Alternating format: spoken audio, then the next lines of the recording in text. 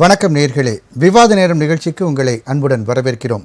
இன்று நாம் விவாதிக்கக்கூடிய தலைப்பானது இலங்கை அதிபரானார் இடதுசாரி தலைவர் அனுரகுமார திசநாயக்க. புதிய அதிபரால் கேள்விக்குறியான ஈழத் தமிழர்களின் எதிர்காலம் இந்தியாவிற்கும் தமிழகத்திற்கும் எத்தகைய பாதிப்பை ஏற்படுத்தும்?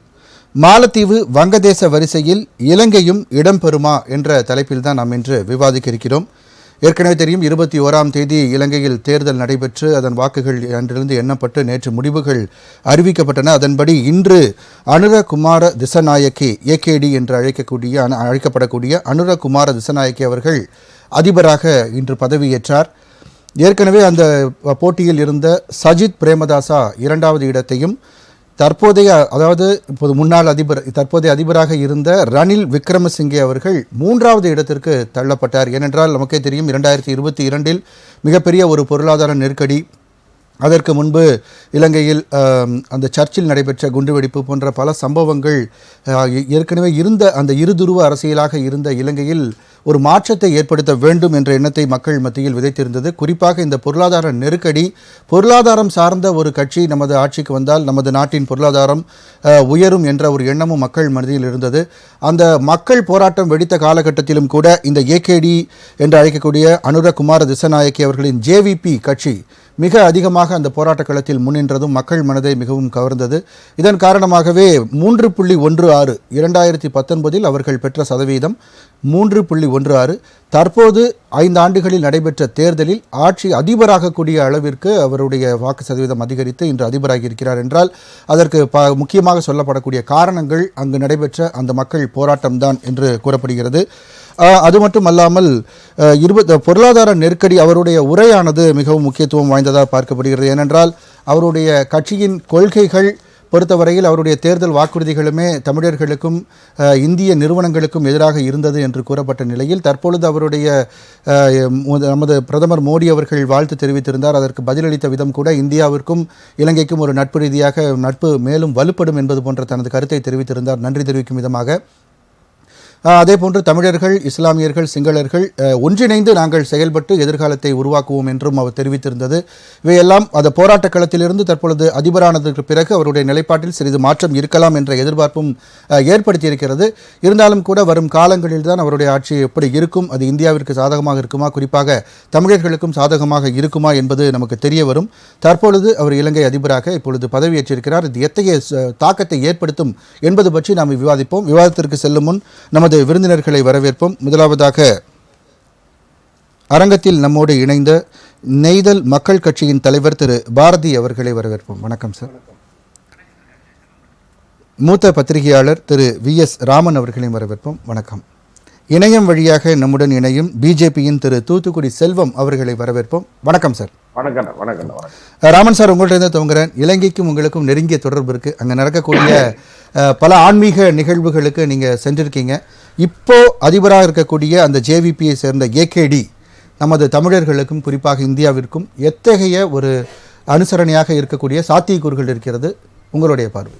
அது 1833 அக்டோபர் மாதம்தான் இலங்கை என்ற நாடு ஒரு முழு வடிவமான ஒரு நிலைப்பாடு உருவானது. 1970 வரையிலும் பார்த்திங்கன்னா இலங்கை உலக அளவில் ஒரு பெரிய டூரிஸ்ட் பிளேஸு, ஆன்மீக ஸ்தலம், ராமனுடைய பஞ்ச ஈஸ்வர ஸ்தலங்களான சிலபாம் நகரில் முன்னேஸ்வரம், திருகோணமலையில் திருகோணேஸ்வரம், மன்னாரில் திருகேதீஸ்வரர், கீரிமலையில் நகுரேஸ்வரர், மாத்தரையில் தொண்டீஸ்வரம் என்ற போன்ற மிகப்பெரிய இது, அது மாதிரி நல்லூர் முருகன் கோயில், பௌரியா முருகன் கோயில், இது போன்ற பெரிய ஆன்மீக ஸ்தலங்கள். ஆமாம், இயற்கை வளங்கள் நிறைந்த, அதாவது பார்க்க உங்களுக்கு தமிழ்நாட்டில் நீங்கள் பொள்ளாச்சி, கன்னியாகுமரி, நாஞ்சில் நாடு சைடெல்லாம் போனால் எப்படி இயற்கையான வளங்கள் இருக்குமோ அதே மாதிரி உள்ள நிறைந்த ஒரு நாடு. 70 வரைக்கும் பார்த்திங்களா, அது நம்ம ராஜ் டிவியில் சொல்லக்கூடிய கடமை என்னென்னா, கடந்த 3 ஆண்டு காலமாக இலங்கை நாட்டில் ஜனநாயகம் மலர வேண்டும், அங்கு உள்ள ஏழை எளிய மக்கள் வாழ்வாதாரம் செழிக்க வேண்டும் என்று தமிழகத்திலே ஒரு தொலைக்காட்சியில் விவாதத்தில் பதிவு செய்த இது ஒரே தொலைக்காட்சி ராஜ் டிவி மட்டும்தான். காரணம் என்றால் ராஜ் டிவியினுடைய இன்றைக்கி மற்ற தொலைக்காட்சியை விட ராஜ் டிவியில் பார்த்திங்கன்னா இலங்கையில் 1000க்கும் மேற்பட்ட ரசிகர்கள் இலங்கையில் இருக்கிறாங்க. காரணம் என்ன, நான் ஒவ்வொரு தொலைக்காட்சியிலையும் எனக்கு ராஜ் டிவியில் அந்த விவாதத்தில் வரும்போது குறைஞ்சபட்சம் ஒரு 450 பேருக்கு நான் இலங்கையில் அனுப்புகிறேன். எல்லாமே ஊடகத்தார்கள், ஆன்மீகவாதிகள், புத்த பிச்சுகள், சைவ அமைப்புகள்லாங்கிறாங்க. எல்லாருமே இன்னைக்கு வந்து இந்த இது பார்த்தா இலங்கையில் உள்ள சப்ஜெக்ட் இன்னைக்கு ராஜ்யத்தில் பேச போகிறாங்க, தெளிவாக பேசுவாங்க என்பதை நான் காட்டுறேன். காரணம் 1970 பார்த்தீங்கன்னா அங்கே சாமானிய தமிழர்கள் மத்தியில் ரேடியோ ஸ்டேஷன்லாம் இருக்கு பாருங்கள். அதில் வந்து பார்த்தேன் என்ன பண்ணுவோன்னா, பிறந்த நாள் இன்று பிறந்த நாள் நம் பிள்ளைகள் போலே தொல்லைகள் எல்லாம் மறந்த நாள். அப்புறம் பள்ளிக்கூடத்தில் நீங்களாம் படிச்சுட்டு இருப்பீங்க, அண்ணனும் கூட படித்து பள்ளிக்கூடத்தில் படிக்கிறோம். பார்க்கும்போது பரவாயில்ல, நம்மளே பார்த்தீங்கன்னா அந்த பிறந்த நாள் நம்மளே கொண்டு ஆட்பை சொல்லக்கூடிய நாள் பேசிக்கிட்டு இருப்போம். அதே மாதிரி இலங்கையில் புகழ்பெற்ற பாடல்கள்லாம் பார்த்தீங்கன்னா அன்னைக்கெல்லாம் பார்த்தீங்கன்னா, சின்ன மாமியே உன் சின்ன மகள் எங்கே பள்ளிக்கு சென்றாலோ படிக்க சென்றாலோ, அதுக்கு அடுத்த பாடல் சுராங்கனி சுராங்கனிக்கு அம்மாளுக்கு என்னவான்னு பல பாடல்களை சொல்லலாம். இன்னைக்கு வரைக்கும் உலக நாடில் உள்ள தமிழர்கள் மத்தியில் நீங்காத ஒரு கலாச்சாரம் இன்று கூட நம் தமிழ்நாட்டில் ஒவ்வொரு மாவட்டத்திலும் தமிழில் உச்சரிப்பு மாறிக்கிட்டு. ஆனால் இலங்கையில்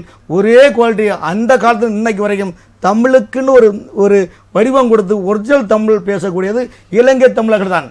அப்படிப்பட்ட தமிழர்களின் வாழ்வில் பல சோதனைகளும் பல விஷயங்கள்லாம் கடந்து 2009 அந்த போரில் அந்த போர் பிரகடனத்தை முடிவுக்கு கொண்டு வந்து அதன் பிறகு 2022 வந்து ஒரு குடும்பமே அந்த இலங்கை நாட்டை கபலீகரம் செய்து 16 லட்சம் கோடி கடன், 16 லட்சம் கோடி, மொத்த மக்கள் தொகை 2.25 கோடி, அதில் 50 லட்சம் பேர் புலம்பெயர்ந்தவர்கள், மீது 1 கோடியே 80 லட்சம் தான் இலங்கையில் வாழக்கூடிய மக்கள். அந்த மக்கள் மீது 16 லட்சம் கோடி கடனை வாங்கி இவர்களே மொத்தமாக திவாலாக்கிவிட்டு அந்த நாட்டுடைய வாழ்வாதாரத்தை அழித்துவிட்டு சொந்த நாட்டு மக்களை கிளர்ச்சி எழும்பி நாட்டு அந்த ஜனநாயகம் டோட்டலாக ஸ்தம்பிச்சு போச்சு.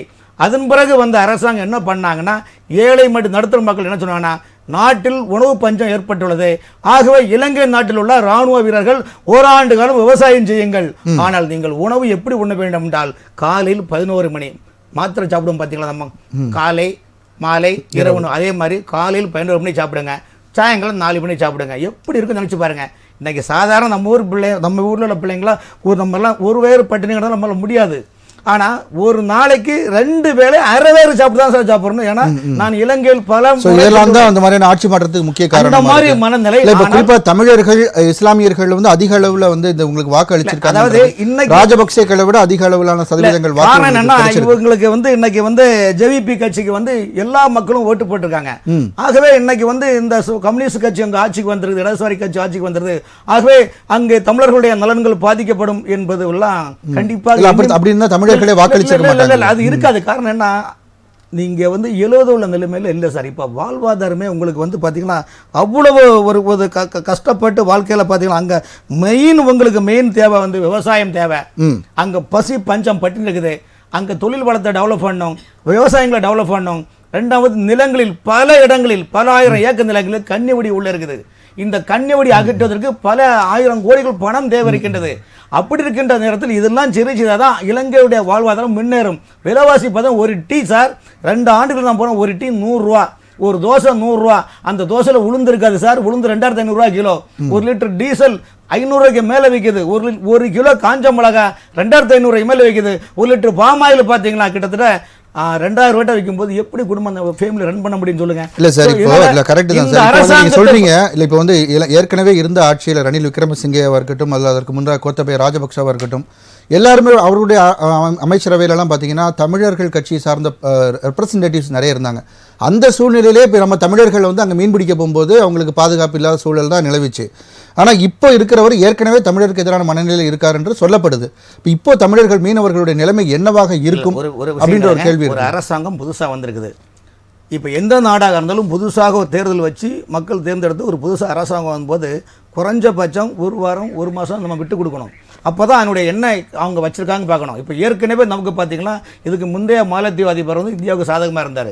இப்போ வந்திருக்க மாலத்தீவு அதிபர் வந்து பார்த்தீங்கன்னா சைனாவுக்கு ஆதரவாக இருக்கிறாரு. அப்போ ஏற்கனவே நமக்கு இந்தியாவுடைய வரைபடத்தில் பார்த்தீங்கன்னா தலைக்கு மேலே பாகிஸ்தான் தொல்லை கொடுத்துட்டு இருக்குது. அங்கேருந்து ஜம்மு காஷ்மீர் தீவிரவாதத்தை தூண்டிட்டு இருக்கிறாங்க. இப்போ காலுக்கடியில் பார்த்தீங்கன்னா மாலத்தீவு ஒரு தொல்லை இருக்குது. அந்த அடிப்பில் வந்து இலங்கை ஒருபோதும் இந்தியாவை பகமை உணர்வு பாராட்டாது இன்னைக்குள்ள சூழ்நிலை. இப்போ இந்தியா அவர் முதல் அதிபராக இதை தேர்ந்தெடுத்த பிறகு வரக்கூடிய முதல் வெளிநாட்டு பயணம் நம்ம இந்திய பயணமாக தான் இருக்கும். அது இன்னொரு விஷயம் சார். இப்போ இந்தியாவில் உள்ள கம்யூனிஸ்ட்காரங்க என்ன சொல்றாங்கன்னா, சோசியல் மீடியாவில் போட்டுக்கனா, நேற்று நேபாள், இன்று இலங்கை, நாளை இந்தியா. சம்பந்தமே இல்லை, எழுதாத பக்கம் அவங்க வாசிக்கிற மாதிரி கம்யூனிஸ்ட்காரங்க சொல்றாங்க. ஆனால் அதே நேரத்தில் இந்தியா இலங்கையில் உள்ள தமிழர்களுக்கு எதிராக ஒருபோதும் இன்னைக்கு இப்போ வந்திருக்க இந்த அரசு செயல்படாத காரணம் என்றால் மக்களுடைய வாழ்வாதாரம் மிகப்பெரிய நிலைகுலிந்திருக்கின்றது. ஆகவே இலங்கை வளப்பட வேண்டும், ஆனால் இந்தியாவுடைய ஆதரவு கண்டிப்பாக தேவை. இன்னைக்கு இலங்கையில பாத்தீங்கன்னா யாழ்ப்பாணத்தில் சமூக நல கூட நம்ம தான் கட்டி எடுத்திருக்கோம், யாழ்ப்பாணத்தில் விமான நிலையம் நம்ம தான் கட்டி இலங்கையுடைய கட்டமைப்புக்கு மிகப்பெரிய அதே போல மற்ற மாத அம்னந்தா அம்மா கூட பல ஆயிரம் வீடுகளை கட்டி கொடுத்திருக்காங்க. ஆகவே இலங்கை வாழ் மக்களுக்கும் இந்த புதிய அரசுக்கும் இந்தியாவை தவிர்த்து விட்டு அவர்களுடைய அரசியல் அமையாதுன்றது உங்களுடைய தொடர்ந்து பேசலாம் சார். திரு நெய்தல் மக்கள் கட்சி தலைவர் பாரதி, மீனவர்கள் உடைய அந்த பிரச்சனையானது ஒரு முடிவுக்கு வருமா இந்த அதிபர் தேர்ந்தெடுத்த பிறகாவது? கண்டிப்பாக வரணும் என்றது தான் தமிழகத்தில் இருக்கக்கூடிய நம்ம மீனவ மக்களோட ஒட்டுமொத்த மீனவர்களோட நம்பிக்கை.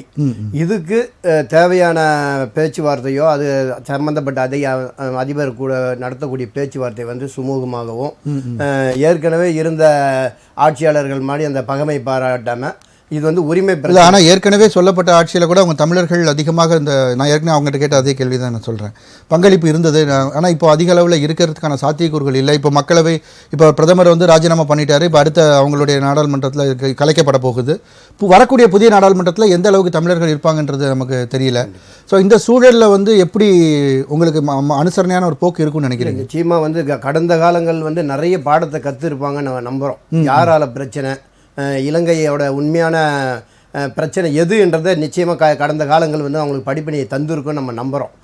அதே போல் வாழ்வாதாரத்து சம்மந்தப்பட்ட பிரச்சனைன்றது வேற. அங்கே இலங்கையில் இன்னொரு சின்ன பிரச்சனைனா, இலங்கை தமிழர்களே வந்து நம்மளுடைய தமிழர்களுக்கு வந்து அந்த மீனவர்கள் குறிப்பாக சொல்லும்போது அவங்களே வந்து நமக்கு சரி ஒரு இணக்கமான போக்கில் இல்லை. அவங்களே எதிர்க்கிறாங்க நம்ம இரட்டை மடிவலைகள் பயன்படுத்துறத.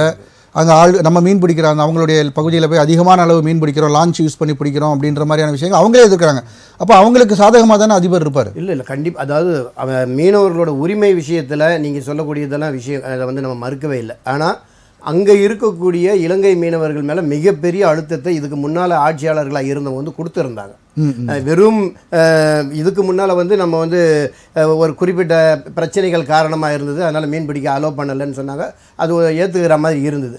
அதுக்கப்புறம் இலங்கையில் ஒட்டுமொத்தமாக அந்த இன பிரச்சனையெல்லாம் முடிவுக்கு வந்த பிறகும் மறுபடியும் மீனவர்கள் மேலே இருந்தபோது அடுத்தது என்ன பழிய சொல்லலாம் அப்படின்னும் போது இங்கே இருக்கக்கூடிய மீனவர்களே அதை எதிர்க்கிறாங்கன்ற ஒரு போக்கை வந்து ஏற்கனவே இருந்த ஆட்சியாளர்கள் வந்து அதை வந்து கட்டுக்கதை தான் அந்த கதையை வந்து இன்னும் வலுப்படுத்தி இந்த செய்தி உண்மை இல்லைன்றீங்களா? உண்மைதான், நம்ம வந்து அதை வந்து மறுக்கவே இல்லை. ஆனால் அந்த எதிர்ப்புகளை வந்து ரொம்ப அதிகப்படுத்தி பூதாகரமாக ஆக அதை வந்து பிரச்சனைன்னு ஒன்று வந்துடுச்சுன்னா அதை தீர்க்கறதுக்கான வேலையை பார்க்கணும். அதை அதிகப்படுத்தி அந்த பொறாமையும் பகைமையை வந்து அதிகமாக வளர்க்குறது வந்து முக்கியமான விஷயம் இல்லை. ஆனால் இதுக்கு முன்னால் இருந்தவங்க அந்த பகைமையை வந்து கிளப்பி விட்டுட்டு இருந்தாங்க. நீங்கள் அதை பண்ணிங்கன்னா தான் உங்களுக்கான அந்த உரிமையை நம்ம பண்ணுவோன்ட்டு. நம்மளை பொறுத்த வரைக்கும் கச்சத்தீவு அதை ஒட்டி இருக்கக்கூடிய பகுதிகளில் 2 நாட்டு மீனவர்களுக்கும் மீன் பிடிக்கக்கூடிய உரிமை வந்து இருக்குது. அதாவது இலங்கையில் இந்த கச்சத்தீவு வந்து யாருக்கு அப்படின்னு இந்தியா வந்து அதை விட்டு கொடுக்க போகும்போது நிச்சயமாக மீனவர்களோட பிரச்சனையை வந்து பேசி இருக்கணும். ஆனால் மீனவர்களை பற்றி துளியும் கவலைப்படாமல் அவங்களோட ஏற்கனவே அந்த நாடு அவங்களோட அந்த பரஸ்பர அந்த ஒற்றுமை இந்த மாதிரியான விஷயங்களில் கவனம் செலுத்தி மீனவர்கள் இங்கே இல்லைன்னா வேறு எங்கே போய் மீன் பிடிச்சிக்குவாங்கன்ற தவறான புரிதல்கள் இந்த மாதிரியான விஷயங்களில் வந்து அக்கறை எடுத்துக்கல. ஆனால் அதுக்கு யார் எடுத்துக்கலன்றீங்க? நம்ம இந்தியாவில் இருக்கக்கூடிய இவங்களே. ஆனால் அதுக்கப்புறம் நடந்துக்கக்கூடிய சம்பவங்களும் அதனால் மீனவ மக்கள் எவ்வளோ பேர் உயிரிழந்தாங்க, எவ்வளோ உடைமைகளை இழந்தாங்க, இதையெல்லாம் புரிஞ்ச பிறகு அதோட முக்கியத்துவம் இப்போ தெரியுது. இப்போவும் நம்ம சொல்லக்கூடியதெல்லாம் இந்த கச்சத்தீவு வந்து அவங்களுக்கே போயிருந்தாலும் நம்ம கேட்குறதெல்லாம் காலங்காலமாக கச்சத்தீவு அதை ஒட்டிய பகுதிகளில் பாரம்பரிய மீனவ மக்கள் தொன்று எங்கே மீன்பிடி தொழில் செஞ்சாங்களோ அந்த இடத்துல செய்யறதுக்கான ஒரு உரிமை தான். நம்ம வந்து எங்களுக்கு வேறு எதையுமே நம்ம கேட்கல. இது 2 நாட்டு மீனவர்களையும் உட்கார வச்சு பேசி வாரத்தில் சில நாட்கள் இதெல்லாம் ஏற்கனவே நடந்த பேச்சுவார்த்தை தான். அதில் கொஞ்சம் சின்ன முட்டுக்கட்டைகள் இருக்குது, அதை சரி பண்ணியிருக்கணும். ஆனால் அதை சரி பண்ணாமல் 2 பக்கத்திலையும் அதை நம்ம இந்திய அரசு சார்பாக என்ன சொல்லுவாங்க, நீங்கள் எல்லை தாண்டி போகாதீங்க, நாங்கள் எல்லையை கண்டுபிடிக்க முடியல அப்படின்றது உங்களுடைய சார்ஜ்.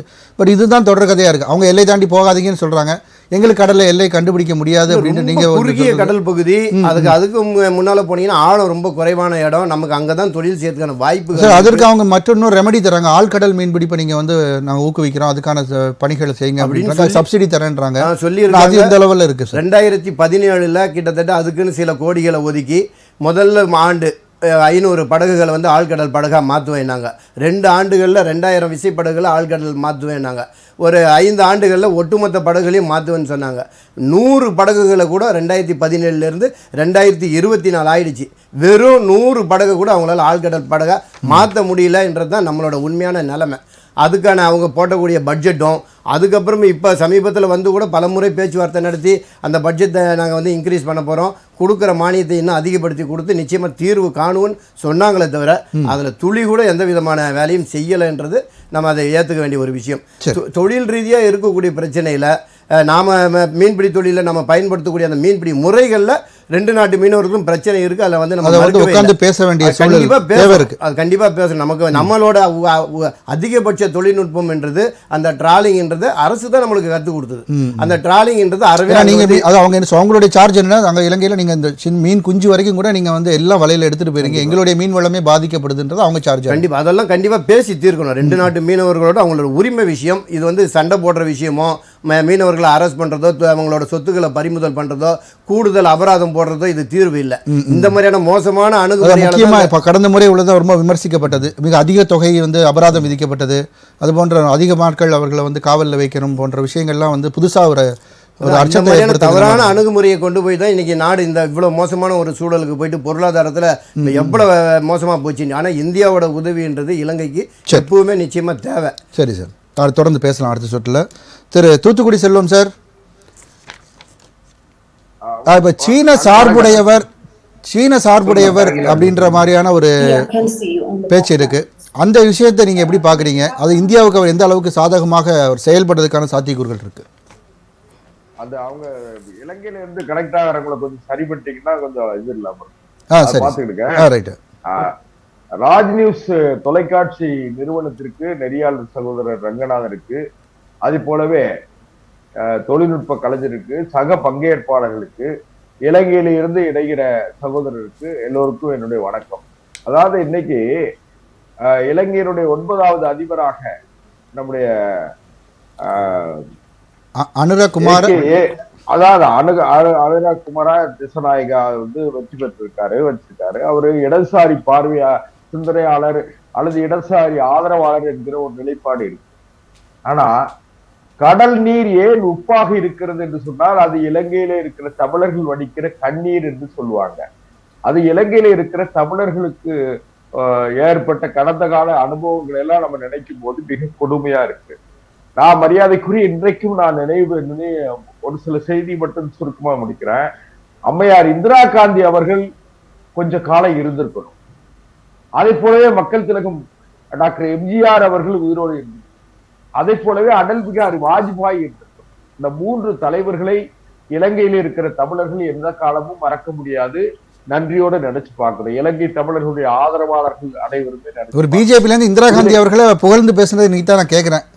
இல்ல, நான் உறுதியா சொல்றேன். அதாவது இந்த இலங்கை தமிழர் விஷயத்துல அவங்க அம்மையார் இந்திரா காந்தி அவருடைய நிலைப்பாடு, அதுக்கு பிறகு வந்த ஆட்சியாளர்கள்ல குறிப்பா ராஜீவ் காந்தி அவர்கள்ட்ட அந்த காலத்துல வந்து செல்லும் சார், ஒரே ஒரு நிமிஷம் ஒரு இன்ட்ரோ மட்டும் கொடுத்துட்டு வந்துடுறேன், வரவேற்றுட்டு வந்துடலாம்.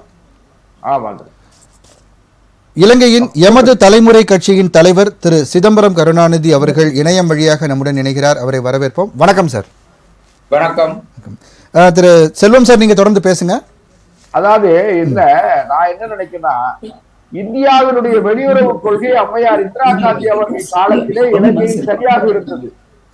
சார் கொஞ்சம் சார், இலங்கையில இருந்து இணைய தோழர் சிதம்பரம் கருணாநிதி சார். அதாவது ஆமா, சிதம்பரம் கருணாநிதி சார். அதாவது சிவசங்கர மேனன், இந்தியாவினுடைய வெளியுறவுத்துறை அம்மையார் இந்திரா காந்தி அவர்கள் காலத்திற்கு பிறகு சிவசங்கர மேனன், ரமேஷ் பண்டாரி, எம் கே நாராயணன், ஜெயன் தீட்சித், இந்த போன்றவர்கள் எல்லாம் வந்த உடனே இந்தியாவினுடைய வெளியுறவு கொள்கை, இலங்கைக்கும் இந்தியாவுக்குமான வெளியுறவு கொள்கையில மிகப்பெரிய குளறுபடிகளை செய்து இலங்கை தமிழர்களை இந்தியாவுக்கு எதிரியாகவே அவர்கள் பார்த்துட்டாங்க. இன்னும் சொல்ல போனீங்கன்னா, இந்தியாவுக்கு இலங்கையில இருக்கிற தமிழர்களுக்கு மட்டும்தான் தொப்புள் குடி உறவு, நம்முடைய உறவினர்கள்.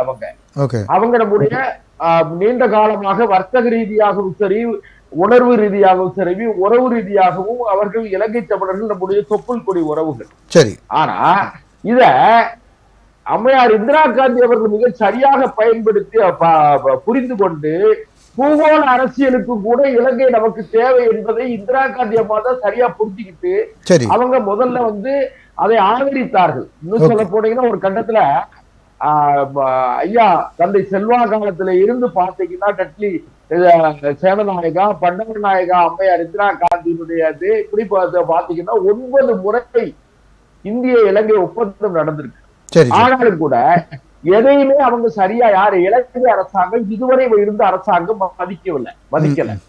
நான் மரியாதைக்குரிய இதுக்கு முன்னாடி விடைபெற்று சென்றிருக்கிற ரணில் விக்ரமசிங்கே அவர்கள் கூட ஒரு காலத்துல 1990களுக்கு பிறகு உள்ள காலங்கள்ல இடைக்காலத்துல அவர் பிரதமராக இருந்த காலத்துல கூட அவர் செய்த நரித்தனம் இல்லாம கூட நான் பல விஷயங்களை என்னால சொல்ல முடியும். இதுல 1983ஆம் ஆண்டு ஜூலை கலவரம் இருக்கு பாருங்க. ஜூலை கலவரம், அதாவது அந்த வல்வெட்டித்துறையில நம்ம சிறையில வந்து மிக கொடுமையான கோர படுகொலை நடத்துறாங்க பாருங்க. அதுல குட்டிமணி, ஜெகன், தங்கத்துறை என்கிற அந்த 3 ஈழத்தமிழர்கள் உட்பட ஒரு 59 பேர் வந்து மிக கோரமாக கொல்லப்பட்டார்கள். அதன் பிறகு அந்த போராட்டம் வேறு ஆயுத போராட்டமாக மாறியது. கண்டிப்பா நீங்க வரலாறு சொல்றீங்க, நான் ஒரு நிமிஷம் இது சொல்லணும். எதுக்காக நான் சொல்றேன்னு கேட்டீங்கன்னா, இப்ப இருக்கிற அந்த ஏகேபி இருக்காரு, இப்ப இன்றைக்கு அதிபராக தேர்ந்தெடுக்கப்பட்டிருக்கிற அவருக்கு முதல்ல வாழ்த்து சொல்றோம் நாம. அவர்கள் வந்து கடந்த காலத்துல ஏற்பட்ட குளறுபடிகள், தவறுகளை, அதாவது மஹிந்த ராஜபக்சே என்கிற கொடுங்கோலன், அவருடைய கோத்தபய ராஜபக்சே, பசில் ராஜபக்சே, அவங்களுக்கு அவங்களுடைய மஹிந்த ராஜபக்சேவுடைய மகன் நமல் ராஜபக்சேவுக்கு அந்த மக்கள் கொடுத்திருக்கிற அந்த மிகப்பெரிய தோல்வி இருக்கு பாருங்க. இதெல்லாம் பாடமே படிச்சு புரியுது சார். நீங்க சொல்றீங்க இந்த வரலாறு கண்டிப்பா நீங்க ஆரம்பத்துல சொல்லிட்டீங்க தெளிவா. இப்ப வந்திருக்கிற அதிபர் வந்து ஒரு சீன சார்புடையவர் சொல்லப்படுது. உங்களுடைய பார்வை மட்டும் சொல்லுங்க. நிமிஷத்தோட முடிச்சாரு. இதை பயன்படுத்தி இன்றைக்கு அவர் பதிவாக தேர்ந்தெடுக்கப்பட்டிருக்கிற ஏகேபி அவர்கள் வந்து திசுநாயகா அவர்கள் வந்து மிக சரியாக சொல்லி இருக்கிறார். இலங்கையில இருக்கிற சிங்களர்கள், தமிழர்கள், இஸ்லாமியர்கள் எல்லாம் ஒன்றிணைந்து நாம் இலங்கையினுடைய பொருளாதார மேம்பாட்டுக்கு உதவுவோம் என்று அவர் நல்ல அழைப்பு கொடுத்திருக்கிறார். அதை நம்ம நம்புவோம். தயவு செய்து தமிழர்களுக்கு பாதுகாக்கிற அரசாக இருக்க வேண்டும் என்று தமிழ்நாட்டில் இருந்து பாரதிய ஜனதா கட்சியினுடைய பிரதிநிதியாக நான் இலங்கை அதிபருக்கு இப்பொழுது வேண்டுகோளாக வைக்கிறேன். சரி சார், நம்ம தொடர்ந்து பேசலாம் சார். அடுத்த சுற்றிலும் விரிவா பேசலாம். திரு சிதம்பரம் கருணாநிதி சார், நீங்க சொல்லுங்க சார். இப்போ 9வது பதவியேற்றிருக்கக்கூடிய வணக்கம் சார் அதிபர் அவர்கள் ஒரு சீன சார்புடையவர் என்று சொல்லப்படுகிறது.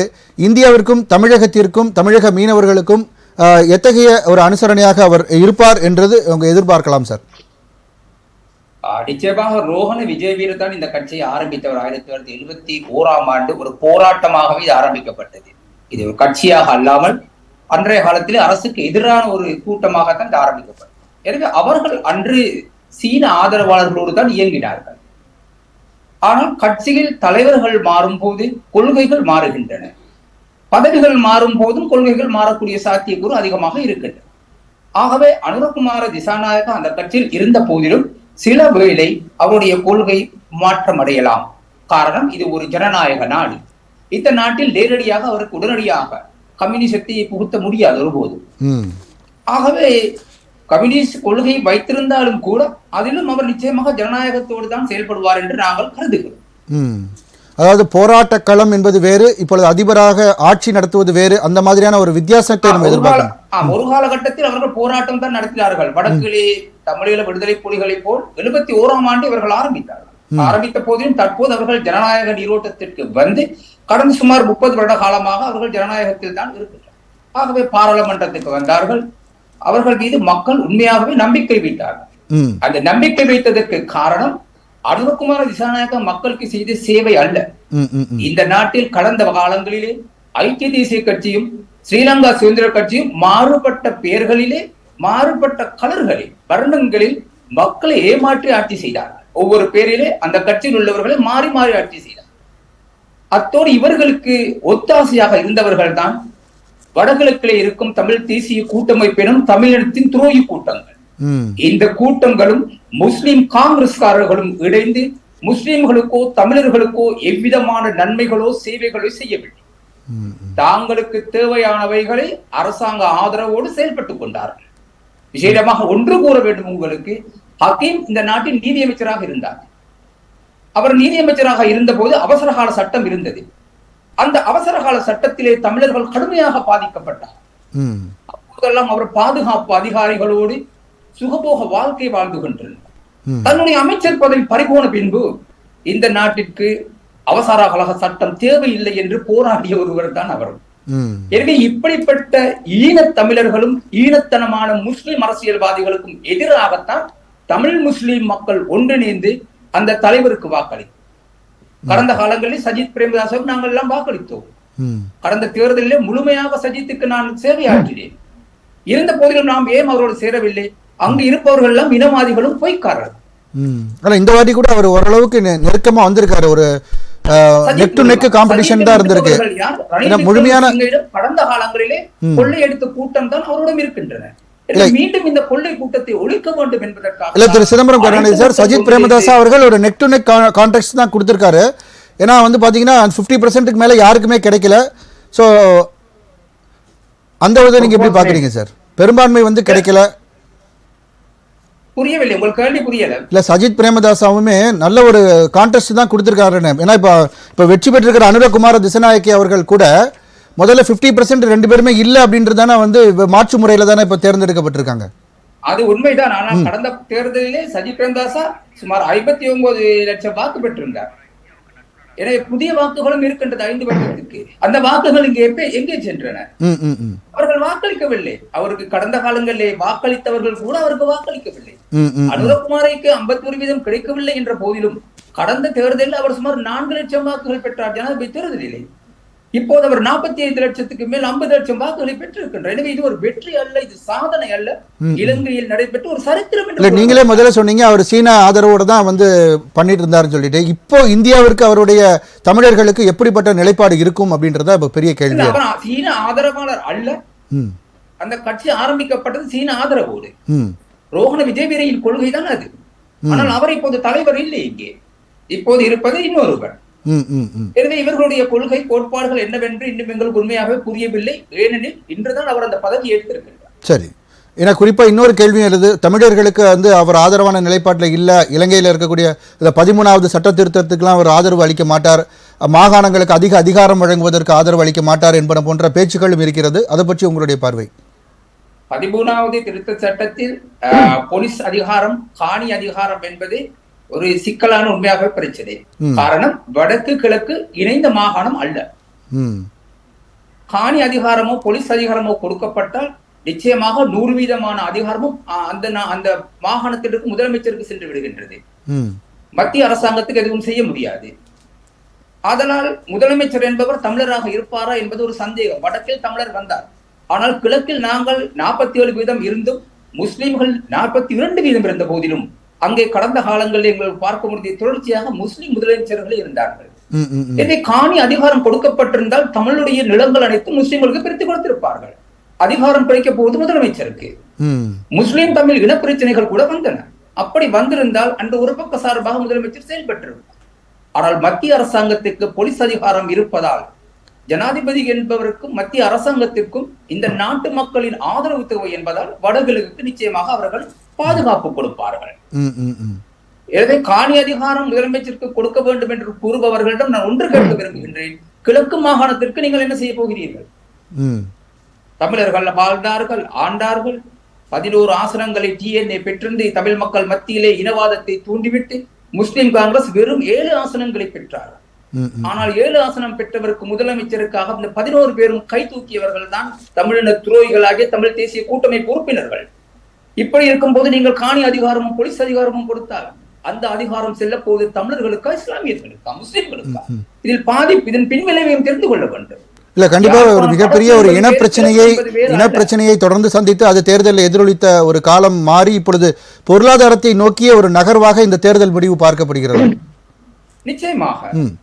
ஏனெனில் மிக தெளிவாக ஜனாதிபதி வேட்பாளராக இருந்த அனுரகுமார திசாநாயக் அன்று மேடையிலே கூறியிருந்தார், இந்த நாட்டில் போதை வஸ்தை இல்லாதொழிப்போம், மக்களுடைய தேவைகளை நியாயமான முறையிலே பூர்த்தி செய்வோம், அனைவருக்கும் உள்நாட்டு உற்பத்தியை ஏற்படுத்துவோம் என்று வெளிநாட்டு முதலீடுகள் அதிகமாக ஈர்க்கப்படும் அப்படின்றது அவருடைய முக்கியமான ஒரு பரப்புரையா இருந்தது. நிச்சயமா. ஆகவே இதை நம்பித்தான் மக்கள் வாக்களித்தார். உண்மையாகவே எங்கள் யாருக்குமே அனுர திசாநாயக்கா நல்லவரா கெட்டவரா என்பது தெரியாது. அவர் ஆட்சி செய்யவில்லை. இருந்த போதிலும் மக்களுக்கு ஒரு நம்பிக்கை ஏற்பட்டது ஒன்று. அது மாத்திரமல்லாமல் கடந்த கால அரசியல் தலைமைகளையும் தமிழ் தலைவர்களையும் இஸ்லாமிய தலைவர்களையும் முஸ்லிம் தலைவர்களையும் ஒரு பாடம் புகட்ட வேண்டும் என்ற நீண்ட கால ஒரு ஆசையை அவர்கள் வாக்களித்து அர்ப்பணித்தார்கள் அனுர்குமார் திசாநாயக்கா. எனவே அனுர்குமார் திசாநாயக்கா அவர்கள் தமிழ் முஸ்லிம் மக்களுக்கு நியாயமாக நடப்பார் என்று நாங்கள் நம்புகிறோம். கண்டிப்பா சார், அதை நம்ம பொறுத்திருந்து பார்க்க வேண்டும். சார் ராமன் சார், அதாவது எதுக்காக முதல்ல அந்த கேள்வி இந்தியாவுக்கு அவர் அனுசரணையாக இருப்பாரான்னு கேட்டோம்னா, இப்போ அதானி போன்றவர்களுடைய அந்த கான்ட்ராக்ட்ஸ் எல்லாம் வந்து சரியான அளவில் இல்லை, அதை கேன்சல் பண்ணணும் அப்படின்றத அவர் பரப்புரையிலே வந்து சொல்லியிருந்தார். அவருடைய மேனிஃபெஸ்டோலையுமே இருக்கிறத நம்ம பார்க்க முடிஞ்சது.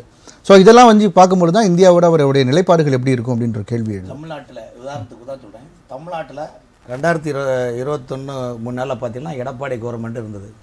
அன்னைக்கு எடப்பாடி அமைச்சரவை கொண்டு வந்த திட்டத்தெல்லாம் எதிர்க்கட்சி எதிர்த்தது. உதாரணத்துக்கு மது ஒழிப்பில் வந்து அடியோடு ஒழிக்கணும், வீடு வீடாக ஒவ்வொருத்தர் வீட்டிலேருந்து கேட்டு கருப்பு கொடி ஏற்றி பேச்சில் அடைஞ்சு கனிமொழி அவர்கள் ஸ்டாலின் அவர்கள் எல்லாருமே பண்ணாங்க. இன்னைக்கு ஆளுங்கட்சி வந்து சின்ன ஒரு திருதான். இது வந்து கொரோனா காலத்தில் வந்து இப்போ அவ்வளோ அவசரமாக அந்த மதுக்கடையை திறக்கணுமான்றது அன்னைக்கு அவங்க என்ன பண்ணுறீங்க? இப்போ நீங்களும் அவங்களுக்கும் பெரிய வித்தியாசம் இல்லையே சொல்லுங்க. நீங்களும் பென்சிலுக்கும் பேனாக்கும் வித்தியாசம் என்ன? ரெண்டுக்கும் ஒரு சேம் தான். அதுவும் எழுதும் இதுவும் எழுதும். இதுவும் வந்து என்ன வேணும் இப்போ எழுதிக்கலாம். அதே போல் வந்து ஒரு ஆட்சியில் இருக்கும்போது ஓட்டு வாங்குறதுக்கு முன்னால் ஒரு பேச்சாக இருக்கும். ஆனால் ஆட்சியில் வந்த பிறகு பார்த்தீங்கன்னா அவங்களுக்கு நிதி தேவைன்னா இலங்கை வந்து டோட்டலாகவே இன்றைக்கி வந்து ஏற்கனவே 1000க்கும் மேற்பட்ட வெளிநாட்டு தொழில் நிறுவனங்கள் இடத்த வாங்கி தொழில் முதலீடு போகும்போது தான் 2028 ராஜபக்சேவை சொந்த கலவரம் வந்து ஊழல் பண்ணி வெளிநாட்டில் அவர் ஓடி போயிட்டார். ஸோ முதலீடு போட்ட தமிழ்நாட்டிலே உங்களுக்கு தெரியும் 50க்கும் மேற்பட்ட மிகப்பெரிய கோடீஸ்வர செல்வந்தர்கள் வந்து அங்கே இந்த நிறுவனத்தை ஆரம்பித்து இடமும் இல்லை பணமும் இல்லை எல்லாமே போச்சு. இதனால இலங்கையில் இருக்கக்கூடிய பல செல்வந்தர்கள் வெளிநாட்டில் இருக்கிறாங்க. அவங்களே அந்த நாட்டில் பொருளாதாரத்தை இன்வெஸ்ட்மெண்ட் ஏன் பண்ண பயப்படுறாங்கன்னா ஸ்திரத்தன்மையான அரசாங்கம் நமக்கு கிடையாது. எந்த நேரத்தில் என்ன கலவரம் என்ன வரும் என்பது தெரியாதனால தான் உலக நாடுகளிலிருந்து யாருமே இவங்க போனாலும் கூட யாரும் வரமாட்டாங்கிறாங்க. எனக்கு தெரிஞ்சு கூட கிட்டத்தட்ட 10க்கும் மேற்பட்ட மிகப்பெரிய தொழிலதிபர்கள்லாம் இலங்கையில் போய் பார்த்தப்போ அங்கே நிலைமை சரியில்லாதனால இருக்கிறாங்க. ஆகவே இப்போ அவங்களுக்கு முதல் கட்டமாக மக்களுடைய வாழ்வாதாரம் ஜொலிக்க வேண்டும். விவசாயம், உரவளங்கள், நிலவளங்கள், நீர் வளங்கள் எல்லாம் பெருக்க வேண்டுமானால் அதற்கு உடனடியாக தேவை எந்த நாடும் இப்போ அங்கே கொடுக்க மாட்டாங்க. ஏன்னா IMF உலக வங்கியே இப்போ கழுத்தை நெரிக்குது. பணத்தை கட்டியா வட்டியாக கட்டியான்னு கேட்குறாங்க. ஸோ அந்த அடிப்படையில் வந்து பாதி ஏற்கனவே சைனாக்காரங்க ரெடியாக முதலைய மாதிரி பாயை திறந்துட்டு ரெடியாக இருக்கிறாங்க. அந்த நிலைப்பாட்டில் வந்து இந்தியா ஒருபோதும் இலங்கைக்கு முக்கியத்துவம் கொடுப்பாங்க தவிர இலங்கை மக்களுடைய வாழ்வாதாரத்தை அவர்கள் கருத்தில் கொண்டுவாங்க. இப்போ நாங்கள் 2 ஆண்டுகளுக்கு முன்னால் போகும்போது யாழ்ப்பாணத்தில் ஸ்ரீதரன் என்ற MP தலைமையில் அங்கே உள்ள சைவ நெறியாளரான பேராசிரியர் மரவன் சச்சிதானந்தன் வீட்டில் தான் 2 நாள் தொடர்ந்து மீட்டிங் நடத்தினோம். நான் இந்து மக்கள் தலைவர் அர்ஜுன் சம்பத் தலைமையில் அங்கே நடந்த கிட்டத்தட்ட 100க்கும் மேற்பட்ட தமிழ் அமைப்புகள் அங்கே வராங்க. அவங்களுக்குள்ள ஒற்றுமை வேற கிடையாது. அப்போ நாங்கள் என்ன சொல்கிறோம், நீங்களும் ஒரு யூனிட்டாக ஃபார்ம் பண்ணி ஒரு குடைங்கள் நீங்கள் வாங்க, வந்து இந்தியாவோட அரசாங்கத்தை நீங்கள் பிரதமரை பார்த்து வெளியுறவுத்துறை அமைச்சரை பார்த்தா உங்களுக்கு தேவையான டெவலப்மெண்ட் பண்ணலாம். ஆனால் எதுவுமே நீங்கள் பண்ணாமல் உங்களுக்குள்ள ஒற்றுமை என்பது இல்லாமல் நீங்கள் எங்களுக்கு பங்கு கூடு ஏன்னா பயமுடாத சட்டத்திட்டத்துக்காக நாங்கள் போனோம்.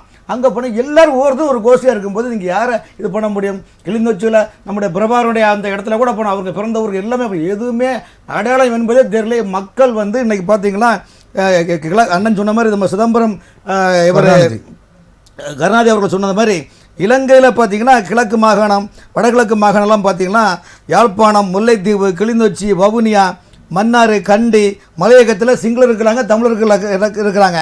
திருகோணமலை, மட்டக்களப்பிலும் தமிழர்கள் அதிகமாக உள்ள இடங்கள். அவங்களுக்கு தொழில் வளம் கிடையாது, எதுவுமே கிடையாத ஒரு நிலைப்பாடு இருக்கும்போது மக்களுடைய கட்டமைப்பை டெவலப் செய்ய வேண்டும். டெவலப் செய்யணும் உலக நாடுகள் வந்து பெரிய பெரிய செல்வந்தர்கள் தொழில் வளம் நடக்க வேண்டும். அதனால் அதானியை எதிர்க்கட்சி இருக்கும்போது சொன்னார். ஆனால் இனிமேல் அவர்களை கண்டிப்பாக வெளியில் அனுப்பி அதே மாதிரி இன்வெஸ்ட்மெண்ட் யாரை கூப்பிடுவீங்க சொல்லுங்கள். யாரும் எந்த தொழிலதிபர்களும் இலங்கையை நம்பி இன்னைக்கு யாரும் இன்வெஸ்ட்மெண்ட் பண்ண மாதிரி இல்லை. காரணம் அங்கே என்ன அப்படி இருக்கிற சூழ்நிலை. அப்போ அம்பானி வந்து அங்கே இன்வெஸ்ட் பண்ணுறாரு, அதுக்கான அந்த இதுக்கு முதலீடுகளை கொண்டு வராருன்னா அதை வந்து எதிர்க்கிற மாதிரியான சூழல் இருக்கு. இந்தியாவிலேருந்து வரவங்கள விரும்பலையான்ற கேள்வி கிடையாது. நீங்க நினைக்கிறது கம்யூனிஸ்ட் சித்தாந்தம் என்ற பார்வையில் நீங்கள் சொல்லுகின்றீங்க. ஆனா இன்னைக்கு அந்த அரசாங்கம், இந்த அரசு திசநாயகவுடைய அரசாங்கம் மக்களுக்கு டெவலப் பண்ணணும், ஏதோ மற்ற அரசாங்கத்தை விட இதுவர்களுக்கு யாரும் செய்யாதை விட நாம புதுமையாக செய்து ஆட்சியை தக்க வைக்க வேண்டும் என்ற மனநிலையில் அவர்கள் உள்ளார்கள். அப்படிப்பட்ட நிலைப்பாட்டில் பார்க்கும்போது இந்தியாவுடன் நிச்சயமாக இலங்கை சைனாவை விட நட்புணர்வு பாராட்டுவார்கள் என்பதுதான் என்னுடைய கணக்கு. இல்லை, இப்போ வந்து இந்தியாவிலேருந்து இருக்கக்கூடிய ஏற்கனவே இருக்கக்கூடிய மீனவர்கள் பிரச்சனையாக இருக்கட்டும், அல்லது இந்த மாதிரியான தொழில் முதலீடுகளாக இருக்கட்டும், நீங்களே சொல்கிறீங்க அங்கே தொழில் முதலீடு பண்ண தயங்குறாங்கன்னு சொல்கிறீங்க. இந்த சூழ்நிலையில் அப்போ அம்பானியே இப்போ வந்து அதுக்கான பின்வாங்கிறதுக்கு சாத்தியக்கூறுகள் இருக்கா? பின்வாங்க ஒரு விஷயம் சார், அவங்க இன்னைக்கு எதுக்கு கண்டிப்பாக பின்வாங்க மாட்டாங்க. காரணம் அவங்களுக்கு வந்து அம்பானியாவோட கட்டமைப்பு நிறைய இருக்குது, உலக அளவில் அவங்க நிறைய பண்ணிட்டு இருக்கனால இலங்கையில் வந்து அம்பானியா மாதிரி யாரா நீங்கள் கூப்பிடுங்க சார், யாரும் இலங்கையை நம்பி யாரும் இன்வெஸ்ட்மெண்ட் பண்ணுற மாதிரி இல்லை. அப்படி இருக்கும்போது வெளியுறவு கொள்கையினுடைய அந்த புதிய திட்ட வடிவங்களை எக்ஸ்போர்ட் பண்ணணும். இப்போ நீங்கள் மீனவர்கள் மேட்டர் சொன்னீங்க, 2014 பிறகு மீனவர்களை வந்து பெருசா வந்து பாதிக்காத இருக்கிறாங்க. ஆனா அதே நேரத்தில் வந்து இலங்கை அரசாங்கம் மீன்பிடி பெருசா பாதிக்காம சிறுசா கொஞ்சம் அப்படிதான் உங்களுக்கு பார்வை இருக்கு. ஏன்னா நீங்க சொல்லக்கூடிய கருத்து என்னன்னா மீனவர்கள் துப்பாக்கி சூடு நடத்தல அப்படின்றத ஒரு விஷயமா இருக்கு. மீனவர்கள் ஒரு விஷயம் சார், அங்க வந்து அது எல்லை பிரச்சனை இருக்குது. அவங்க வந்து நீங்க தமிழ்நாட்டு மீனவர்கள் மீன் பிடிக்க போகும்போது அவங்களுக்கு கண்டிஷன் இருக்குது. அந்த நாட்டு அரசாங்கம் நீ சின்ன வலையை போடாத, அந்த குறிப்பிட்ட இனத்துக்கு தகுந்த மாதிரி வலையை போடுன்னு சொல்றாங்க. இதுலதான் அவங்களுக்குள்ள மாறி மாறி பேச்சுவார்த்தை மூலமா தீர்க்கணும். அது பேச்சுவார்த்தை வந்து ஏற்கனவே வெளியுறவுத்துறை அமைச்சர் பேசியிருக்காங்க, நிதி அமைச்சர் பேசியிருக்கிறாங்க, மீனவள சம்பந்தமா நான் எது பண்ணியிருக்கிறாங்க, எல்லாம் பண்ணிட்டா இருக்கிறாங்க. ஸோ ஒரு புது கவர்மெண்ட் வந்த பிறகு அவங்க மனம் விட்டு பேசணும், 2 அதிபர்களையும் சந்திப்பாங்க. இப்போ வந்து பொதுவாக ஒரு பேச்சு இருக்கு சார், அதாவது ஏற்கனவே இருந்த மாலத்தீவா இருக்கட்டும், நேபாளமாக இருக்கட்டும், அதற்கு அடுத்த இடத்துல இப்போ இலங்கையும் வரும், அதுக்கான சாத்தியக்கூறு இருக்கு அப்படின்னு பொதுவாக ஒரு பேச்சு இருக்கு. ஒரு விஷயம் சார், இன்னைக்கு இலங்கை இன்னைக்கு புதிய அரசாங்கம் வந்திருக்குது. ஆனால் சர்வதேச அளவில் கொரோனாக்கு பிறகு இந்தியாவினுடைய வளர்ச்சி பிடிக்காமல் இதை வீழ்த்த வேண்டும் என்று சில கம்யூனிஸ்ட் சித்தாந்தவாதிகள் தொழில் புரட்சி ரீதியாக இந்தியாவுடைய இமேஜை கெடுக்க வேண்டும் என்று நிறைய பேர் இருக்கிறாங்க. இந்தியாவின் வரைபடத்தை தலையில் உட்காந்துரும் சிலவங்க குறைச்சனை கொடுக்குறாங்க. இப்போ வந்து மாலத்தை எப்படி காலில் உட்காந்து குறைச்சல் கொடுக்குறாங்களோ அதே மாதிரி இலங்கை பயன்படுத்தலாம் நினைக்கிறார்களோ. இலங்கையினுடைய புதிய அரசு நிச்சயமாக இந்தியாவுக்கு எதிராக செயல்பட மாட்டார்கள். அதில் எந்த விதம் மாற்றம் கிடையாது. காரணம் வந்து இந்தியா அந்த விஷயத்தில் வெளியுறவு பிரச்சனையில் குறிப்பாக இலங்கை விவகாரத்தில் ரொம்ப உன்னிப்பாக பார்த்து கொண்டிருக்கின்றன. காரணம் என்றால் இன்னைக்கு வந்து தமிழ்நாடு ஒரு மாநிலம் தான். இந்தியாவில் இலங்கையில் உங்களுக்கு பார்த்தீங்கன்னா 9 மாநிலங்களும் 25 மாவட்டங்களும் எப்படி இருக்கின்றதோ அதே போல் இந்தியாவில் பல மாநிலம் நிறைந்தது. அதில் தமிழ்நாடு கவர்மெண்ட் மாநில அரசு, அந்த மாநில அரசுக்கு இருந்தாலும் மத்திய அரசும் மாநில அரசும் இந்த விஷயத்தில் ரொம்ப இதாக இருக்கிறது, உன்னிப்பாக பார்த்து கொண்டிருக்கின்றார்கள். ஆகவே இலங்கையும் இந்தியாவும் நட்புணர்வு பாராட்டும். இலங்கை நாட்டினுடைய வளர்ச்சிக்கு இந்தியா நிச்சயமாக முதுகெலும்பாக இருந்து செயல்படும். தொடர்ந்து பேசலாம் சார். திரு பாரதி சார், அதாவது ஏற்கனவே ஸ்டாலின் அவர்கள் கூட சமீபத்தில் சொல்லியிருந்தார், ஒரு 116 மீனவர்கள் இலங்கை சிறையில் இருக்காங்க, 184க்கும் மேற்பட்ட படகுகள் அங்கே சிறை வைக்கப்பட்டிருக்கு. படகுகள்லாம் ஏற்கனவே அங்கே சிறை வைக்கப்பட்ட படகுகள் ரொம்ப சேதமடைந்த நிலையில் தான் அவங்க வந்து இருக்கக்கூடிய சூழ்நிலை இருக்குது. அதை மீட்பதற்கான ஒரு நடவடிக்கையை, அதை திருப்பி அளிப்பதற்கான ஒரு நடவடிக்கையை இந்த அரசு எடுக்கும் என்று எதிர்பார்க்கிறீங்களா? நமக்கு அழுத்தம் வந்து நம்ம இந்திய அரசுக்கிட்ட இருந்து தான் முதல்ல போகணும். இவங்க வந்து பேச்சுவார்த்தை நடத்துகிறேன்றதும் அங்கே இருக்கக்கூடிய நம்மளோட மீனவர்களை மீட்கணும், படகுகளை மீட்கணும் என்றதில் வந்து பெரிய அளவில் அக்கறை இல்லை. ஆனால் மீனவர்களை மீட்டணும் அப்படின்னு நினைக்கிறாங்களே தவிர மீனவர்களை அந்த உடைமைகளையும் சேர்த்து வாங்கணும் என்றதில் அவங்க சரியான அணுகுமுறை இல்லை. சமீபத்தில் நம்ம பார்த்தா தொடர்ந்து தேர்தல் நடந்து முந்தா நாள் கூட பார்த்தீங்கன்னா கூட 37 பேர் 3 படகோடு போயிருக்காங்க. அதனால் இது எல்லாமே வந்து ரொம்ப இதை விட ரொம்ப முக்கியமான விஷயம்னா 2 நாட்டு இவங்களுக்குமே அந்த கடல் பகுதி ரொம்ப முக்கியமான தேவை. பாரம்பரிய மீனவர்களோட பிரச்சனையை வந்து ஒரு மையமாக வச்சுக்கின்னு இதை வந்து இன்னும் கொஞ்சம் பெருசு பண்ணுறாங்களோன்னு கூட நம்ம நினைக்க தோணுது. ஏன்னா அந்த கடல் பகுதிகளை பல்வேறு பெரிய முதலாளிகளுக்கு குத்தகை விடணும். அது வந்து காற்றாலை திட்டமாக இருக்கலாம், கடலில் பல்வேறு கனிமங்களை அகழ்வு பண்ணுற பல்வேறு திட்டங்களை ரெடியாக வச்சுருக்காங்க. இன்றைக்கி இந்தியாவில் இருக்கக்கூடிய பல கடல் படுகைகளை வந்து எந்தெந்த இடத்துல எந்த கனிமங்கள் கிடைக்குது, எங்கே பெட்ரோலியம் இதெல்லாம் கிடைக்குதுன்னு எல்லாம் பிரித்து ரெடியாக வச்சுருக்காங்க. யார் கையில் கொடுக்கணும் அப்படின்றது மட்டும்தான் இப்போ பாக்கி. இப்போ இந்த மாதிரியான நேரங்களில் 2 நாட்டு மீனவர்களையும் மோத விட்டு அந்த பகுதியில் தொழிலை வந்து குறைக்கணும்ன்றத எண்ணமும் ஒரு பக்கம் 2 அரசுகளுக்கும் இருக்குன்றது ஒரு பக்கம் இருக்குது. இதில் பாரம்பரிய மீனவர்கள் ரொம்ப தெளிவாக இந்த நேரங்களில் பேச்சுவார்த்தை நடத்தி அங்கே நம்மளோட அந்த பாரம்பரிய உரிமையை வந்து மிக தெளிவாக புரிஞ்சுக்கின்னு அந்த தொழிலை வந்து இன்றைக்கி கையில் மறுபடியும் எடுக்கணுன்றது தான் எங்களை மாதிரி இருக்கிறவங்களோட ஆசை. இது வந்து யாரோ தூண்டி விட்டுட்டு இந்த பிரச்சனையை மறுபடியும் பெருசாகிறதுனால இன்றைக்கி நம்ம இங்கே தமிழக மீனவர்கள் அங்கே மீன் பிடிக்க அறவே போகலைன்னா இலங்கையில் இருக்கக்கூடிய மீனவர்கள் வந்து நிச்சயமாக முழுமையாக பண்ணுவாங்கன்றதெல்லாம் வெறும் அர்த்தமில்லாத பேச்சு. அது வந்து பெருமுதலாளிகள் கையில் அந்த பகுதியை ஒப்படைக்கணுன்ட்டு 2 நாடு இவங்களுமே ரெடியாக இருக்காங்க. ஏன்னா அந்த பகுதி நீங்கள் சொல்கிறபடி பார்க்கும்போது இந்த இலங்கை தமிழர்களுக்கும் தமிழக மீனவர்களுக்கும் வந்து அந்த பிரச்சனையை ஏற்படுத்தி அதன் மூலமாக அவங்க வந்து காரியத்தை சாதிக்க நிச்சயமாக அதிகப்படியான அந்த மீன் பிடிக்கக்கூடிய அந்த இதை வந்து குறைக்கணும்ன்றது அவங்களோட நோக்கம். ஏன்னா இன்னைக்கு வரப்போகிற ஏற்கனவே போட்டிருக்காங்க கடல் காற்றாலை இருக்குது, கடல் பகுதிகள் அகழ்வு இருக்குது. ஏற்கனவே இங்கே நீங்கள் சொல்லக்கூடிய அந்த திட்டம்னு சொல்கிறது இந்திய அரசாங்கம் இலங்கை ரெண்டையும் சொல்கிறீங்க. 2 பகுதிகளுமே காற்றாலை திட்டம் இருக்குது. இங்கேயும் ஒரு போட்டுட்டு அதுக்கான பணிகள் போய்கின்னு இருக்குது. ஆனால் இப்போ சமீபத்தில் நடந்த இந்த பொருளாதார சிக்கல்னால அங்கே வேணால் எப்படி இருக்குன்னு தெரியலையே தவிர அங்கேயும் இதே இந்தியாவில் இந்த குறிப்பிட்ட கடல் பகுதிகளை நீங்கள் எந்த திட்டத்தை கொண்டு வரீங்களோ அதே திட்டத்தை இன்னொருத்தர் மூலமாக அங்கே கொண்டு வரதுக்கு அவங்களும் தயாராக இருக்காங்க. சரி சார், தொடர்ந்து பேசலாம் சார். திரு செல்வம் சார், அதாவது இப்போது ஏற்கனவே வந்து அண்டை நாடுகளில் நம்ம ஏற்கனவே குறிப்பிட்டபடி நேபாளமாக இருக்கட்டும், மாலத்தீவு, இது போன்ற பல பிரச்சனைகள் இருக்குது. இப்போ இவரும் வந்து சீன சார்புடையவர் என்று சொல்லப்படுகிறது. இப்போ இவரும் ஒரு தரப்பிலிருந்து அழுத்தம் தருவதற்கான சாத்தியக்கூறுகள் இதெல்லாம் வந்து சைனாவோட ஒரு வேலையாக இருக்குமோ என்ற ஒரு பேச்சும் பரவலாக இருக்கிறது. உங்களுடைய பார்வை? அதாவது இலங்கை வந்து இந்தியாவுக்கு மிக நெருக்கமான நாடு, அண்டை நாடு. பூகோள அரசியலை பொறுத்த வரைக்கும் இந்தியாவுக்கு இலங்கை தேவை. இலங்கைக்கு நிச்சயமாக இந்தியாவை தவிர்த்து விட்டு இவங்க சீனாவுக்கு போக முடியாது. ஏன்னா நேபாள், பூட்டான் அதெல்லாம் தாண்டி பங்களாதேஷ் எல்லாம் தாண்டி இவங்க போகணும். அதனால வரக்கூடிய இன்றைக்கு தேர்ந்தெடுக்கப்பட்டிருக்கிற அதிபர் வந்து ஒரு தொலைநோக்கு பார்வையோடு இலங்கை நாட்டினுடைய வளங்கள் மீட்டெடுக்கப்பட வேண்டும், பாதுகாக்கப்பட வேண்டும் என்கிற விடயத்தில் சரியாக இருப்பார். ஆனால் அவர் இந்தியாவை பகிச்சுக்கிட மாட்டார். மாலத்தீவு கூட நீங்க சொன்னீங்க, சமீபத்துல கூட அவங்க ஒரு 4 நாட்களுக்கு முன்பாக கூட இந்தியா தான் அவங்களுக்கு பொருளாதார உதவி பண்ணியிருக்காங்க. சைனா பெருசா பண்ணல. அதனால நம்முடைய பாரத பிரதமர் நரேந்திர மோடி அவர்கள் இன்றைக்கு உலக அளவில் மிகப்பெரிய அளவில எல்லா நிலையிலும் செல்வாக்கு செலுத்துகிறார். ரஷ்யாவிலையும் உக்ரைன்லயும் நடக்கிற யுத்தம் கடுமையாக நடந்து கொண்டிருக்கிற நேரத்தில் கூட 2 நாட்டு அதிபர்களை சந்திக்கக்கூடிய அளவிற்கான நிலை இருக்கிறது. ஆனா இலங்கை தமிழர் விஷயத்துல நான் என்ன பொறுத்த வரைக்கும் சார், நீங்க நண்பர் சிதம்பரம் கருணாநிதி அவர்கள் மாறுபடுகிறார் உடன்படுகிறார் எனக்கு தெரியாது. ஆனால் இலங்கையை பொறுத்த வரைக்கும் 1984 இருந்து 2009 முள்ளிவாய்க்கால் படுகொலை நடைபெற்ற அந்த காலம் ஒரு விடுதலை புலிகள் அவர்களுடைய ஆதிக்கம் நம்முடைய கடல் பகுதியில் இருந்த காலம் வரைக்கும் இலங்கை தமிழர்களுக்கும் பாதுகாப்பு இருந்தது, இந்திய மீனவர்களுக்கும் பாதுகாப்பு இருந்தது. ஆனா இந்த ராஜீவ் ஜெயவர்தன ஒப்பந்தத்திற்கு பிறகு ஏற்பட்ட முரண்பாடுதான். ஏற்கனவே நான் சொல்லும் போது கூட சொல்றேன், சிவசங்கர மேனன் ஆகட்டும், ரமேஷ் பண்டாரி ஆகட்டும், ஜெயன் தீட்சித் ஆகட்டும், இவங்கெல்லாம் செஞ்ச குளறுபடிகளின் காரணமாகத்தான் இவ்வளவு பெரிய சிக்கல் வந்தது. இலங்கையினுடைய பொருளாதார சீரழிவுக்கு இது ஒரு காரணம். மஹிந்த ராஜபக்சேவுடைய குடும்பத்தினுடைய கொள்ளை ஒரு பக்கம், அதான் குடும்ப ஆதிக்கம், குடும்பத்தினுடைய கொள்ளை, இதெல்லாம் மிக மிக மிக மிக முக்கியமா இருந்தது. ஆனாலும் கூட விடுதலை புலிகளை என்றைக்கு இவர்கள் கொன்றளித்து விடுதலை இயக்கத்தை இவர்கள் எல்லாம் பால்படுத்தினார்களோ இன்னும் கூட தமிழர்கள்ட்ட ஒற்றுமை இல்லை. இன்னைக்கு தமிழ்நாட்டிலையும் கூட சரி, தமிழ்நாட்டில இருக்கிற முக்கிய தலைவர்கள் வாழ்நாள் சாட்சியாக இருக்கிற ஐயா பல நெடுமாறன் இருக்கிறார், தலைவர் வைகோ இருக்கிறாங்க, அண்ணன் கொளத்தூர் மணி இருக்காங்க, நிறைய தியாகம் பண்ணவங்க. ஆனா அடல் பிகாரி வாஜ்பாய் அவர்கள் இந்தியாவினுடைய தலைமை அமைச்சராக இருக்கும் போது, ஜார்ஜ் பெர்னாண்டஸ் பாதுகாப்புத்துறை அமைச்சராக இருக்கும் போது பல்வேறு உதவிகள், நான் அதை இப்போ வெளியே சொன்னா கூட நியாயம் இருக்காது, அவ்வளவு உதவிகளை பண்ணாங்க. ஆனா அதுக்கு பிறகு வந்த காலங்கள்ல வந்த அரசு, அதாவது இன்னும் சொல்ல போனா ஐக்கிய முற்போக்கு கூட்டணி காங்கிரஸ் அரசு செய்த குளறுபடிகளின் காரணமாகத்தான் இவ்வளவு பெரிய இன்னும் ஒரே ஒரு செய்தியோடு முடிச்ச 2004 அடல் பிகாரி வாஜ்பாய் அரசு தோற்கடிக்கப்பட்டது பாருங்க.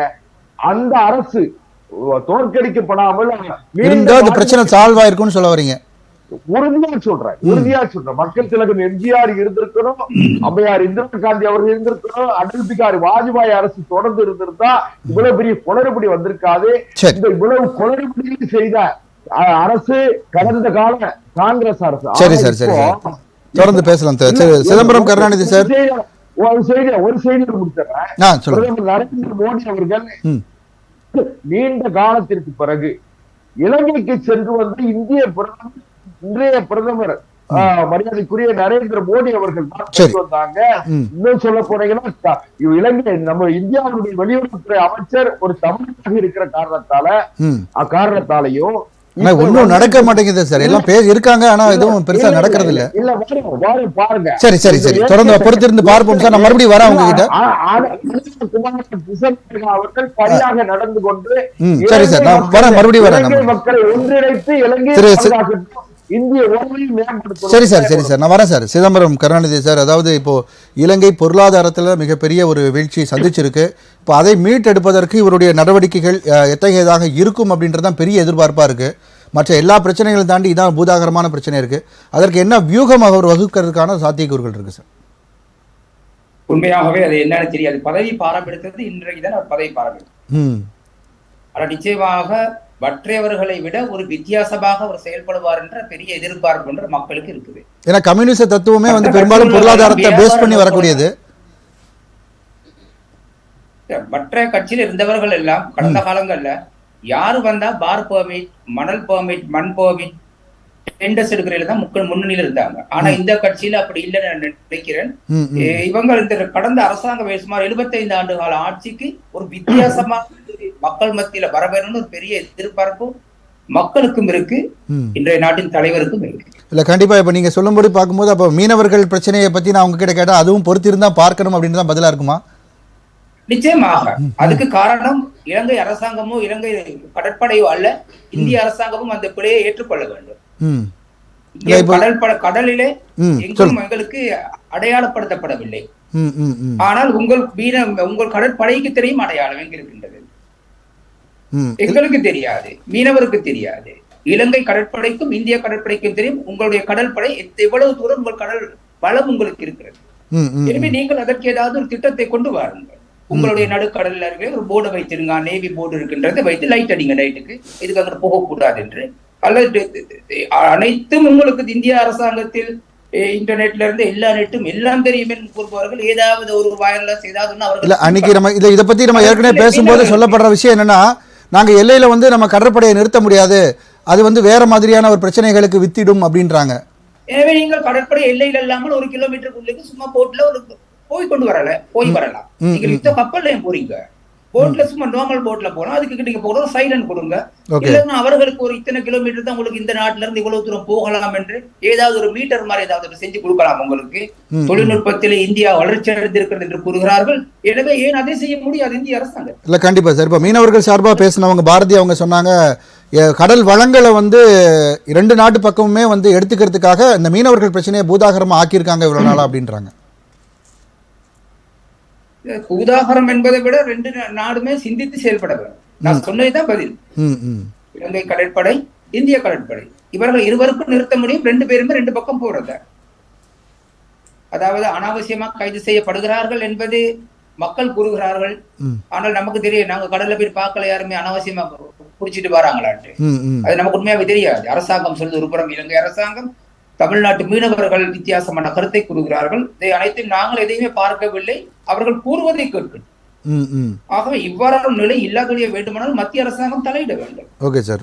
கடந்த காலங்களிலே இருந்த ரணில் விக்ரமசிங்க இந்தியா மிக உறவாக இருந்தார். இங்கே பெட்ரோல் இல்லாத போது IOC நிறுவனம் தான் இலங்கையில் பெட்ரோல் கொடுத்தது. ஆனால் இந்திய அரசாங்கம் சில தவறுகளை செய்துவிட்டார்கள். அந்த சந்தர்ப்பத்தை பயன்படுத்தி இலங்கையில் இருந்த மீனவர்களையும் அந்த படகுகளையும் மீண்டும் பெற்றிருக்கலாம்.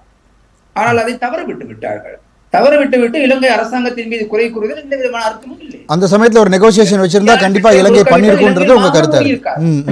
எனவே இவர்கள் அந்த படகுகளை நீங்கள் கட்டாயம் கொடுக்க வேண்டும் என்று கூறி இருந்தால் நிச்சயமாக அன்றே கொடுத்திருப்பார்கள், அனைவரையும் விடுதலையும் செய்திருப்பார்.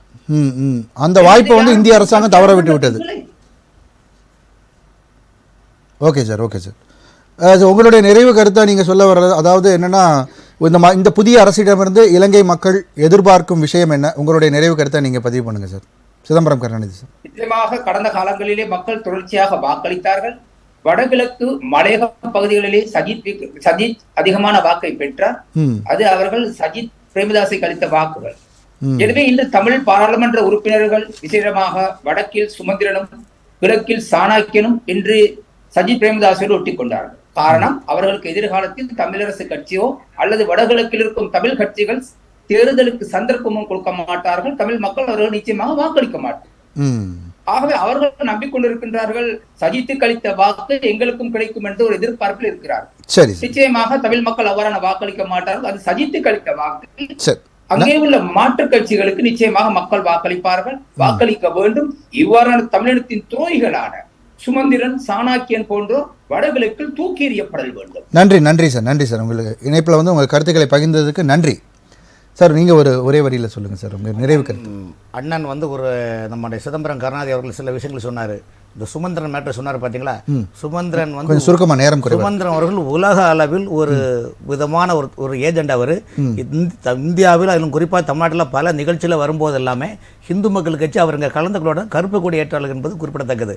ரெண்டாவது, இந்த நாட்டில் இலங்கையை பொறுத்தவரையிலும் நம்முடைய மத்திய அரசு கலாச்சார பண்பாட்டு துறை சார்பில் வெளியுறவுத்துறை அமைச்சர் மூலமாக பல ஆயிரம் கோடி ரூபாய்க்கு பல வளர்ச்சி திட்டங்கள் அங்கு ரெடி ஆகிட்டு பண்ணிட்டு இருக்கிறாங்க. அதனால இலங்கை வந்து கண்டிப்பாக இலங்கைக்கு இந்தியா எல்லா வகையிலும் கண்டிப்பாக ஒத்துழைக்கும். நன்றி சார். உங்களுடைய நிறைவு கருத்து. இலங்கை அரசு இலங்கையில் இருக்கக்கூடிய மீனவர்களுக்கு 74, 76 ஆண்டுகளில் எப்படி அவங்களுக்கான உரிமைகளை வந்து சாமர்த்தியமாக வாங்கி கொடுத்தாங்களோ அதுபோல் இந்திய அரசு இப்போவாவது ஒரு சரியான ஒரு அணுகுமுறையை அணுகி பாரம்பரிய நம்ம தமிழக மீனவர்களோட உரிமையை எப்படியாவது மீன்பிடி உரிமையை வாங்கி தரணும் என்று தான் எங்களோட கோரிக்கை. நன்றி சார். திரு தூத்துக்குடி செல்வம் சார், உங்கள் நிறைவு கருத்து. அதாவது டக்ளஸ் தேவானந்தா, கருணா போன்ற துரோகிகளும் சுமந்திரன் போன்ற துரோகிகள் எல்லாம் அடையாளம் காணப்பட்டு அவர்கள் எல்லாம் இன்றைக்கு வீழ்த்தப்பட்டிருக்கிறார்கள். நான் இன்னும் நம்புகிறேன் தலைவர் தமிழ் தேசியத்தினுடைய தலைவராக தமிழர்கள் நினைக்கிற விடுதலை புலிகளின் தலைவர் பிரபாகரன் உயிரோடு இருக்கிறார் என்று நான் நம்புகிறேன். இருந்தால் தலைவர், இல்லை என்றால் இறைவன். ஆனால் நான் என்ன நினைக்கிறேன்னு கேட்டீங்கன்னா, இனியாவது தமிழர்கள் அனைவரும் ஒன்றுபட்டு வரக்கூடிய நாடாளுமன்ற தேர்தலில் கடந்த கால துரோகத்தை எல்லாம் மாற்றி அமைக்கிற வகையில் எல்லாரும் ஒன்றுபட்டு தமிழர்களுக்கு கடந்த காலத்துல 22, 27 எம்பிக்கள் வரைக்கும் இருந்தாங்க பார்லிமெண்ட்ல. அந்த மாதிரி ஒரு நிலையை ஏற்படுத்தணும்ன்றது உங்களுடைய என்னுடைய எண்ணம். இந்திய அரசாங்கத்தை பொறுத்த வரைக்கும் பிரதமர் நரேந்திர மோடி அவர்களுடைய அரசு இலங்கை தமிழர்களை பாதுகாப்பதற்கு உறுதியான நடவடிக்கை எடுக்கும். பொறுத்திருந்து பார்ப்போம் சார். நன்றி. நம்முடன் விவாதத்தில் பங்கு பெற்ற விருந்தினர்கள் அனைவருக்கும் நன்றி. மீண்டும் ஒரு விவாத நேரம் நிகழ்ச்சியில் சந்திப்போம் நேயர்களே. நன்றி, வணக்கம்.